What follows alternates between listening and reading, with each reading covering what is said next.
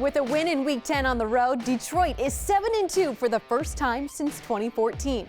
Lions are back home this Sunday inside Ford Field for an NFC North showdown with the Chicago Bears. It's another victory episode of Inside the Pride. Let's go. Going down. Sack back at the 30-yard line. Aiden Hutchinson got him again. Goes deep downfield. Got a man wide open. Inside the 5. Caught. End zone. Touchdown, Detroit Lions. How about that? And by the way, this is just the beginning. This is just the beginning. All roads go through Detroit. Welcome to Inside the Pride on the Lions TV network. I'm Dannie Rogers. It was a shootout on the road in Los Angeles last week, with Detroit racking up over 500 total yards and 41 points on the scoreboard. A walk-off field goal from Riley Patterson put these Lions one win closer to a playoff spot. Let's relive the sights and sounds from La La Land. Finally getting to see this entire offensive picture with Demo, with Gibbs, with Jamison, all the guys back together and that offensive line. Yes. Let's see what this thing looks like. 6-2 atop the NFC North. Week 10 back off the bye. Here come the Lions against the Los Angeles Chargers. Looking to begin the stretch run of the season with a victory. We are glad you're with us and we are ready to roll. Herbert leans in, there's the snap. Herbert back, looking, throwing. It is incomplete. Pressure coming that time. Had to throw it off his back foot, sailed it high, and the Lions force a 3-and-out on the opening possession of the game. Here come the Lions now, 1st and goal from the 2. They give it to Gibbs. Right There left, it is. into the end zone. Yes, sir. Touchdown, Detroit Lions. 2nd down and 8.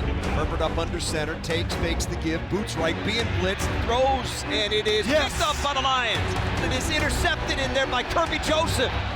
Goff takes the snap, turns, gives to Jameer, fighting right side, into the end zone, touchdown Detroit Lions. Jared Goff and the offense will come back out. Goff gives it to Montgomery, cutback lane is there, gets to the 35, gets to the 40-yard line, cuts it left to the 50, there he goes left sideline, outside the numbers, at the 40, 35, to the 30-yard line, runs inside the 20, 10, 5, end zone, touchdown Detroit Lions.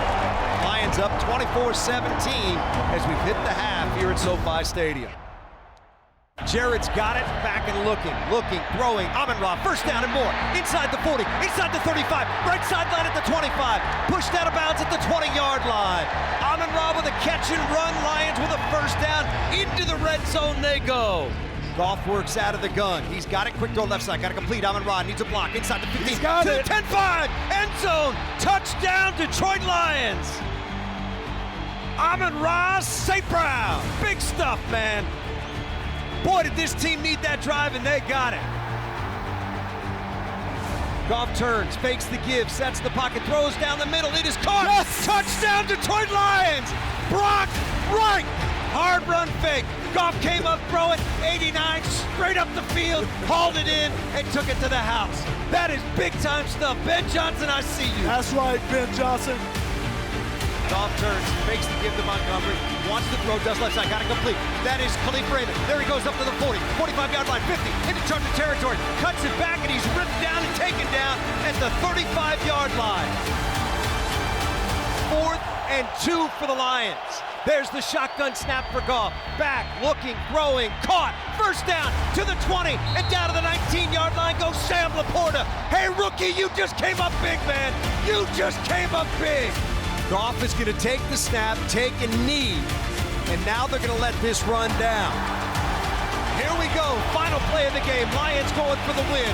41-yard field goal attempt, hash mark left side. McQuaid the snap.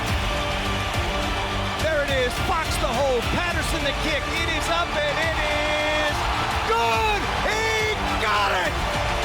That's a victory for the Lions on the final play of the game. Back and forth they went.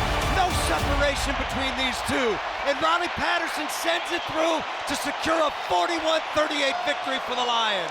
Every week is different, and you don't know what it's going to take to win the game. We did what we had to do to win the game. That's what good teams do. No matter what, man, I get it. Do not ever feel bad or this or that about a win, man. They're too hard to come by. Yes. You earn that win. No matter what you say, you earn that win. And we will accept it, all right? All I've got is 2 game balls. All right, I got 2. Give me the first one. Riley Patterson. Yes, sir!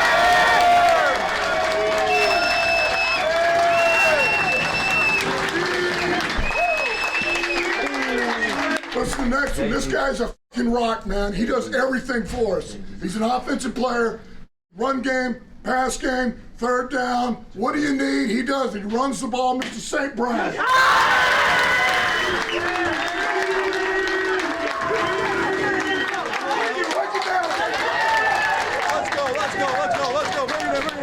Bring it in.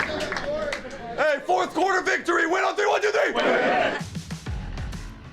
Brock Clutch Wright was exactly that in the fourth quarter against the Chargers. The tight end's touchdown kept the Lions' hopes of winning alive and showed that he can step up when his number is called.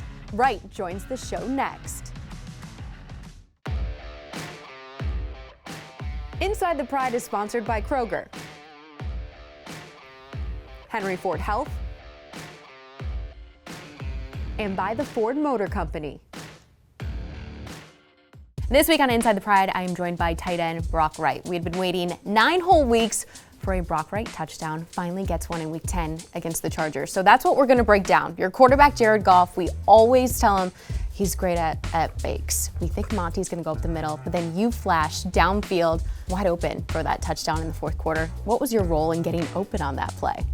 Well, I knew we had to get a good sell on the fake. And what's funny is we got to the hotel the day before, and I was walking in with Jared and Monty, and Jared told him, dude, I'm gonna need the best sell of your life tomorrow if we end up getting to this play.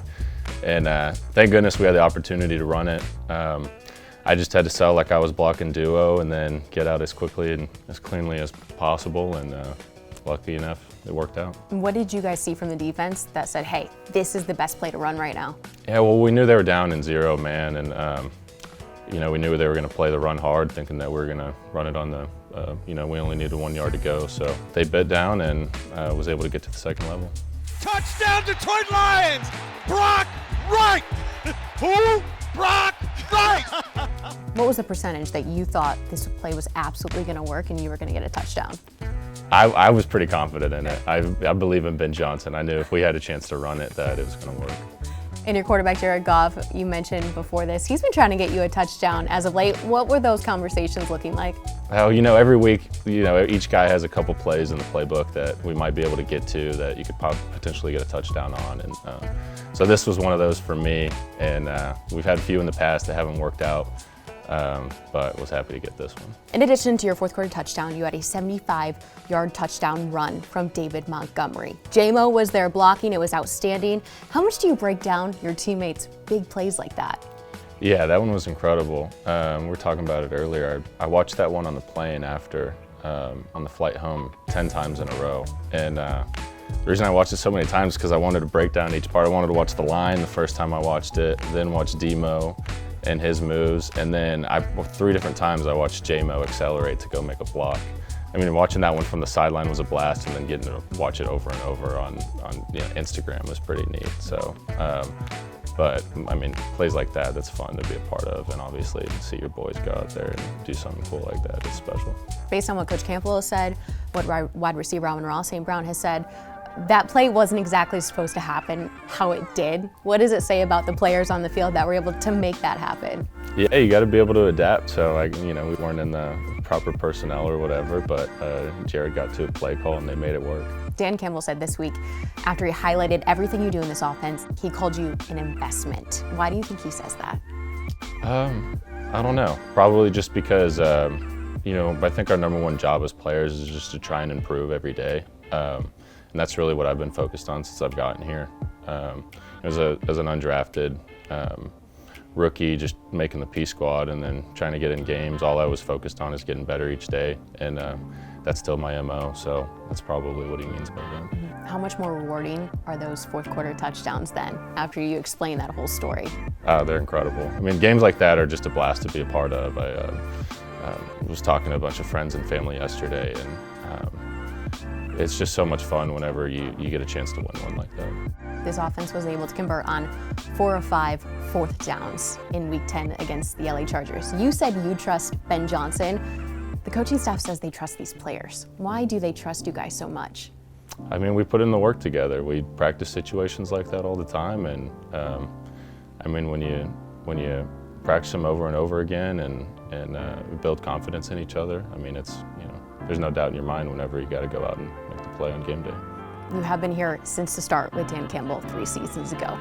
How has this team grown the most into the success that we are seeing here in year 3? Yeah, it's cool. I mean, just like as an individual, you're looking to improve every day. So is the team. And I feel like we've hit a stride recently. And we just started playing complementary football, which obviously helps you get more wins. And so looking forward to keeping that ball rolling. Coach Campbell mentioned all the dirty work that you're involved in on the field with the pass pro, especially 36 snaps in pass pro. You didn't give up a hit, didn't give up a quarterback sack. What's aided you in finding success in doing all of that dirty work that you just have to? I take a lot of pride in it, and I think having great coaches like Coach Campbell and Coach Hayden help a lot. Guys that play the position, they help me with tech. And then also, you never want to be the guy to let your quarterback get hit. So I take a lot of pride in being able to protect in the pass game. Do you tell your quarterback, Jared Goff, now, hey, I got a touchdown, let's do it again next week?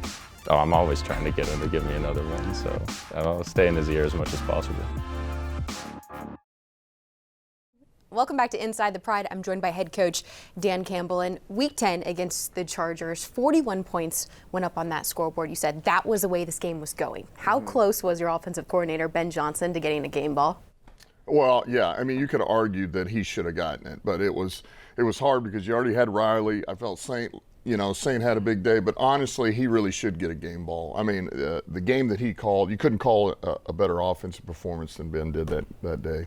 Looking to the Chicago Bears, quarterback Justin Fields, he's been questionable with a thumb injury on his throwing hand. Who's not been questionable is DJ Moore. Over half of his receiving yards so far this season, yards after catch. How do you balance closing the pocket with making sure Moore is kept in check? Yeah, look, this guy he's one of these top tier receivers in this league, and we got to be real careful with what we do with him.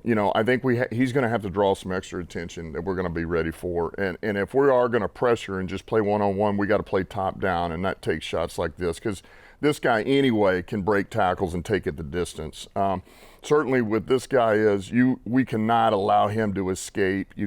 We have to close it in and make him throw from this tight pocket in here. Flipping pages to the defensive side of the ball, linebacker TJ Edwards is relentless. That describes his 100 tackles so far in the season. Who needs to step up and keep him away from the line of scrimmage? Yeah, well, that's going to be that'll be our offensive line is going to be charged with him, and so are the tight ends here. Got a lot of respect for this player, the way he plays the game. Thought a lot of him. He was a free agent last year coming out of Philly, played at a high level.